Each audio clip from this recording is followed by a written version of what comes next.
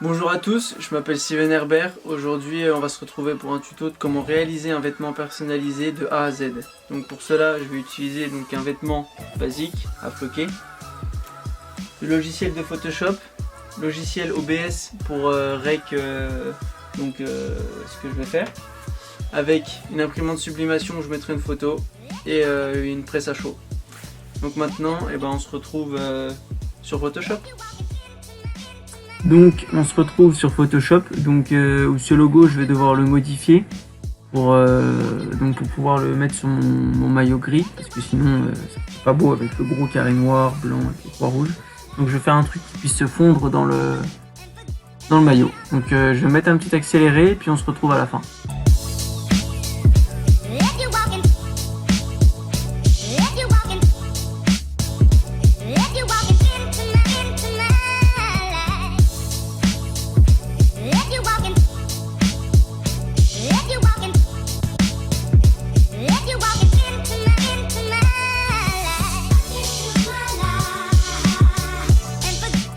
Donc voilà, le logo, j'ai fini de le personnaliser. Donc je vais juste en faire un deuxième, je pense, pour mettre dans le dos. Et puis on se retrouve quand il est prêt. Donc là c'est le deuxième logo. Donc en gros sur ce logo là c'est un truc que j'avais fait, mais en fait je veux le modifier, toute la partie noire je veux l'enlever et le S qui fait un peu en mode tag, je vais le passer en noir. Donc tout ça, ça va être tout blanc et le S en noir. Donc pareil, je vais mettre un accéléré et puis on se retrouve après.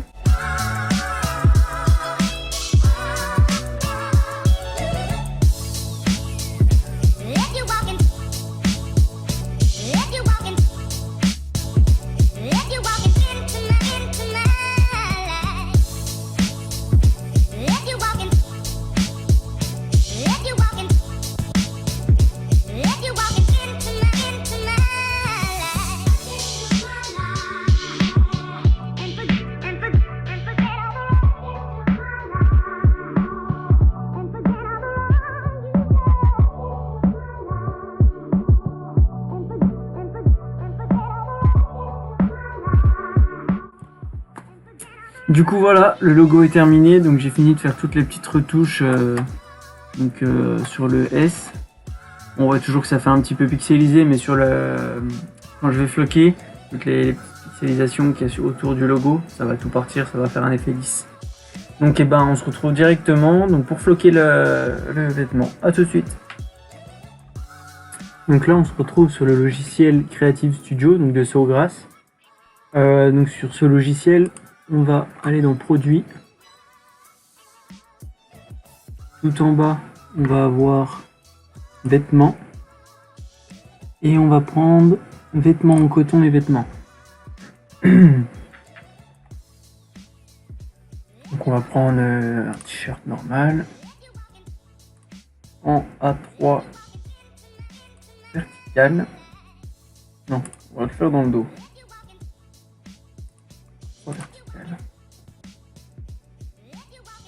Donc là on aura notre papier qu'on va imprimer qui va être là et ça fait une simulation sur le t-shirt dans le dos. Donc là dans l'image, télécharger.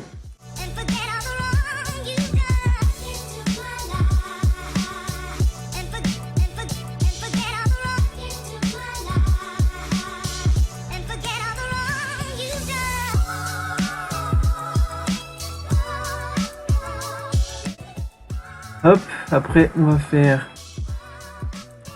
imprimer, My Design. Ok, donc là j'ai mon logo fait à l'envers, qui soit fait à l'endroit sur le vêtement, et je vais vous filmer quand ça va être imprimé. Donc maintenant on va se retrouver avec l'imprimante sublimation. Donc l'imprimante sublimation c'est pour les textiles 100% polyester. Donc parce que si on utilise un textile 100% coton, le marquage ne va pas passer à la machine à laver. Enfin il va passer mais il va tout s'effacer à la chaleur, etc. Donc là on va juste faire de la sublimation parce que mon maillot c'est un 100% polyester. Donc ça va être le même principe de floquer, juste on va le faire avec du papier au lieu de le faire avec une autre matière.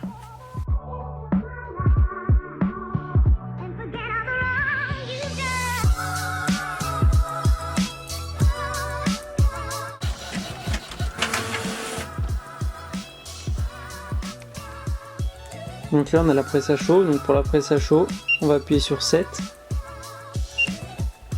Et on va voir donc le degré qu'on va vouloir. Bon, pour un t-shirt en polyester, je vais descendre à 150, j'aime bien que ça soit pas trop chaud, comme ça crame pas le vêtement. 50 secondes, je vais mettre 45. Et après on attend donc que ça monte à 150 degrés, donc le degré qu'on a demandé. Donc on se retrouve tout de suite après. Donc là maintenant qu'on est monté à 150 degrés, on va juste prendre notre vêtement. Moi mon logo j'ai décidé de le faire dans le dos, donc je l'applique comme ça. Hop. Fais attention à ce que ça soit bien centré, sinon le logo va être de travers. Que ça soit bien lisse aussi. Ensuite on prend notre logo comme ça, il va être à l'envers. On vient appliquer, pareil, il faut qu'il soit droit. Et je rajoute une feuille de cuisson, c'est comme une feuille de téflon, c'est pour pas abîmer le vêtement avec la chaleur. Toc, on tourne, on règle la pression. Je desserre un peu. Et je mets sous pression. Et on n'a plus qu'à attendre 40 secondes. Donc il va rester 5 secondes. On va attendre que ça se finisse. Et là quand c'est fini, voilà, on a un signal sonore. On tourne. On enlève ces papiers là. C'est encore un peu chaud mais on enlève ça. Et on a notre sogno qui est fait sur le vêtement. Donc voilà.